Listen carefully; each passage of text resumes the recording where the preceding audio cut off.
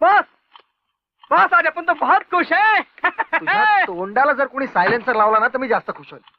कायम फिल्मी डायलॉग मारत असतो. अरे बॉस, मैदान में तो आजा. मैदान में थांब, तुला अरे, बघतोस मी. अरे देखो, बॉस का बॉस आया है बॉस. अखेर नाक घासत आलीसच ना. नवरोजीचा रुबाब दाखवतो काय. बच्चनजी पाहून घेईन. बॉस, कुछ cold drink, Thums Up, Limca, ice cream कुछ है? का तुझ्या बॉसचं दुसरं लग्न आहे की काय? पण मॅडमचं काय है? स्वतः गॅरेज मध्ये आली आहे पण बोलत नाही. मी तर अजिबात बोलायला जाणार नाही. गेली उडत. चार्ली विचारताना काय काम आहे ते. काही छोटं मोठं असेल ना तर तूच करून दे. त्यांना म्हणावं बॉस को बिलकुल टाइम नहीं है, बॉस बहुत बिझी है. अच्छा, जाणून बुजून मिजाज दाखवतो काय. अरे त्याला म्हणा मेजर देशमुखांची मुलगी आली आहे म्हणून. मेजर देशमुखांची मुलगी काय? सौभाग्यवती उदय भोसले अशी ओळख करून द्यायला काय होतं हिला? हा, मुद्दाम मलाठी वाजते. अरे त्या मेकॅनिकला म्हणा माझ्या गाडीत जरा नजर टाक. आईला बॉस, मॅडम तुम्हाला मैकेनिक म्हणते. आईला इस झगड़े में बहुत मजा आ रहा है. अपने को लगता है अपने को भी शादी करनी ही पड़ेगी. क्या बोल? काय ग मारे गुरमीत मला न सांगता निघून गेली होतीस ना. आता कशाला आलीस नाक घासत? कस्टमरशी असंच बोलतात वाटतं तुमच्याकडे. हे बघ, जरा नजर टाका माझ्या गाडीत. ब्रेक सेट करायचे, रेडिएटर चेक करायचं. सगळं चेक करतो आणि सेट करतो तुमचे बरोबर. जे काही पैसे होतील ते देऊ टाकी ना मी. आईला अरे काय काय करते? अगं हे काय? गाडी कशाला स्टार्ट करते तू? दाखवायला तुला. आईला बॉस को उड़ा के लेके गई मैडम. नो, पूर्वीच्या काळी आपल्याला आवडलेल्या तरुणीचं राजे लोक हरण करायचे. आज नेमकं उलट झालंय. बायकोनं नवऱ्याला पळवलं.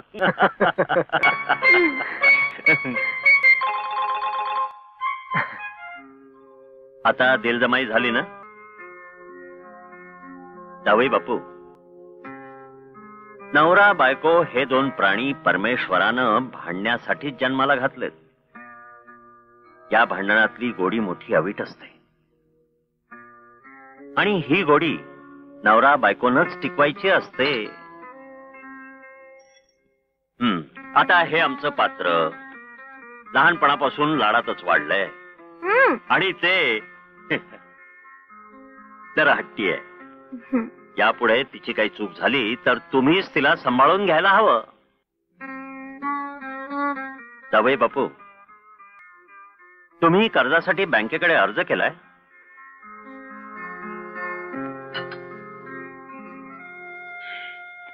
निशी माझी एकुलती एक मुलगी आहे. हे जे सारं काही आहे ना हे तिचंच आहे आणि पर्यायानं तुमचंच आहे. तुम्ही बँकेकडनं कर्ज घेऊ नका. मी तुमच्या धंद्यात भांडवल गुंतवतो. थँक्यू पप्पा, पण यावेळेला खरंच मला जास्त रकमेची गरज नाहीये. नाही म्हणजे पुढल्या वेळेला जेव्हा मला जास्त रकमेची गरज असेल तेव्हा मी तुमच्याचकडे येईन.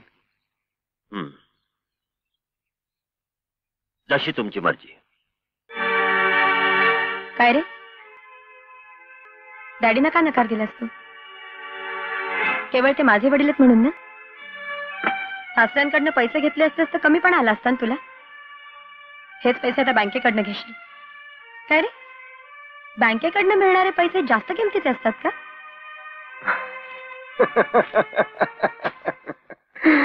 ए चिडकी, इतक्या दिवसांनी तर तू परत आलीस आणि आता आल्या आल्या भांडणाला सुरुवात करायची आहे का?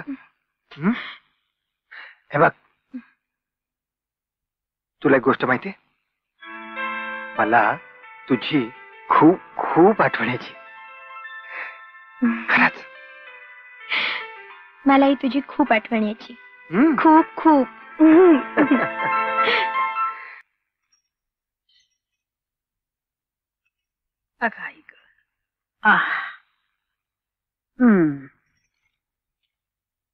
दमलीस?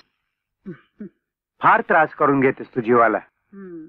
आता स्वयंपाकघरातलं लक्ष जरा कमी कर. पाय दुखतायत. हो ना.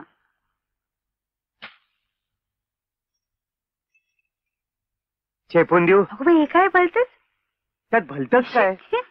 बायकोनी नवऱ्याचे पाय चेपलेले चालतात, मग नवऱ्याने बायकोचे पाय चेपले त्यात गैर काय. तुझ्या दोन्ही सुने येणार नाही तुझे पाय चेपायला. असं म्हणू नका हा. तशी माझी सुमन खूप चांगली आहे, कुठल्याही कामाला नाही म्हणत नाही. कुठलीही व्यक्ती वाईट नसते ललिता.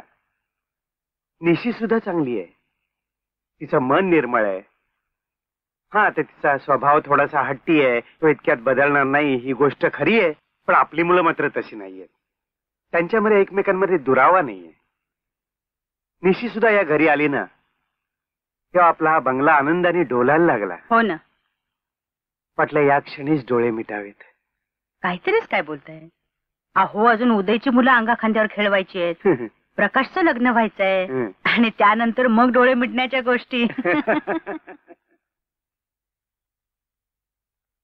अरे तू एवढी साधी गोष्ट दादाच्या आणि बाबांच्या लक्षात येत नाही म्हणजे कमाल आहे. कमाल आहे. आता प्रकाश नोकरी करत नाही तर त्याला पॉकेट मनीसाठी काही पैसे वगैरे द्यावेत, ही गोष्ट त्यांच्या डोक्यातच शिरत नाही. बघ ना. आता मला वाढदिवसाला जायचंय. कुणाच्या? मैत्रिणीच्या? हो. नाही, मित्राच्या. आता त्याच्याकडे प्रेझेंट न्यायला नको काय, रिकाम्या हाताने जाऊ. या घरात मला समजून घेणारी फक्त एकच व्यक्ती आहे. कोण रे? ती म्हणजे निशी वहिनी. Oh really? I am so flattered. काय रे, सुमन वहिनीकडे का नाही गेलास? नाही म्हणजे एव्हाना त्या तुला चांगल्याच ओळखून असतील ना. आय मीन तुझे सगळे बहाणे त्यांच्या चांगल्याच परिचयाचे झाले असतील. काय रे, हे घे. प्रेझेंटला एवढे पुरतील. पण ठीक आहे, एवढ्यावरच भागवीन मी. प्लीज घे. नाही मी हे घे. कशाला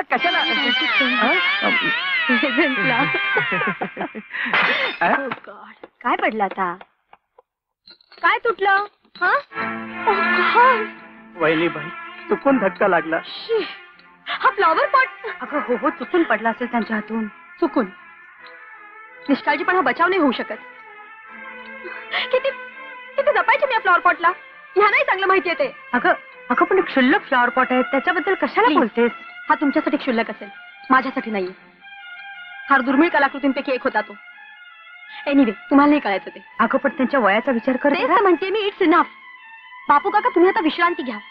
ह्या वयात नोकरी करून स्वतःलाही त्रास आणि दुसऱ्यालाही कशाला.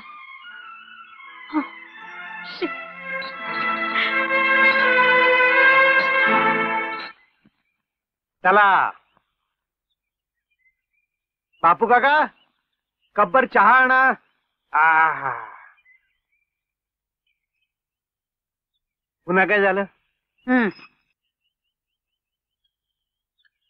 हा वा.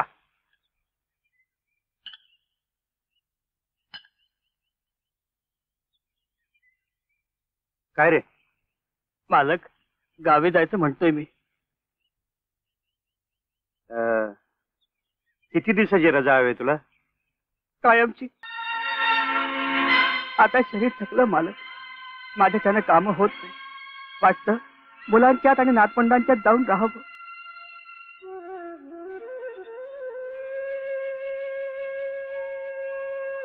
बापू काका, कंटाळलाच आम्हाला. तो नाही कंटाळला, तुमची लाडकी सूनबाई त्याला कंटाळलीये. साधा फ्लॉवर पॉट तुटला तर ताडताड बोलली त्याला. वहिनीबाईंचं काय बी चुकलं नाही मालक, त्यांचं बरोबर होतं, माझंच चुकलं. बापू काका, अरे निदान प्रकाशचं लग्न होईपर्यंत तरी थांब. नको मालक, आता मला जास्त मोहात टाकू नका. बघ, विचार कर. ठीक आहे, आता जायचं म्हणतोस तर जा. जाताना पगार घेऊन जा.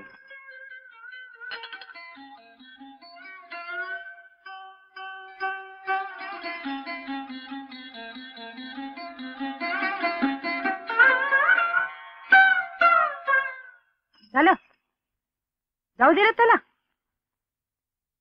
तुमच्या या असल्या वागणुकीमुळं निशी आणखीनच डोक्यावर चढून बसणार आहे तुमच्या. हे बघ ललिता, एखाद्या तिराईत माणसानं सुद्धा आपलं बोलणं ऐकलं ना तर त्याला सुद्धा हेच वाटेल की निशीबद्दल तुझ्या मनात आढी आहे.